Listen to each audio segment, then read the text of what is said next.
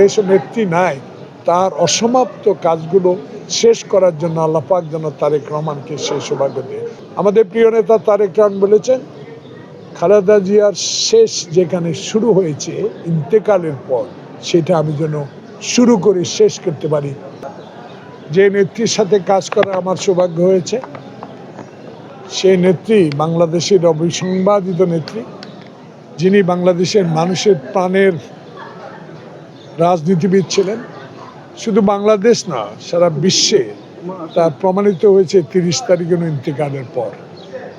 তারই আজকে এই কবরে আমি এলাকা থেকে, যেহেতু আমি মনোনীত ধানের শীষের একজন প্রার্থী 269 নোয়াখালী 2 থেকে, সেখানে আজকে শ্রদ্ধা জানাতে, আল্লাহর কাছে দোয়া চাইতে আমার সহকর্মীদের নিয়ে এসেছি। বিষয় একটা, যিনি আপসের নেতৃত্ব উপাধি পেয়ে কোটি মানুষের অন্তরে স্থান করে নিয়েছেন, তার প্রমাণ 31 তারিখ সকাল থেকে ওনাকে সমাধি করা পর্যন্ত জনগণের যে স্রোত, সেটাই প্রমাণ করে। এটা বেশি আর বলার প্রয়োজন নেই।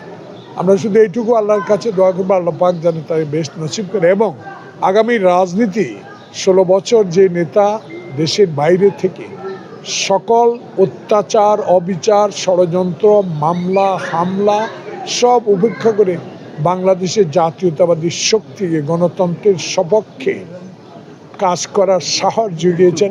উনিও 25 তারিখে যে রাজকীয় সম্মান পেয়েছেন বাংলাদেশের মানুষের, সেটাও আরেকবার প্রমাণ করেছে। বাংলাদেশে 16 বছর পর নির্বাচন থেকে আসা যে নেতাকে মানুষ রাজশীষ সম্বর্ধনা দিয়েছেন, তারই একটা প্রমাণ আপনারা দেখেছেন।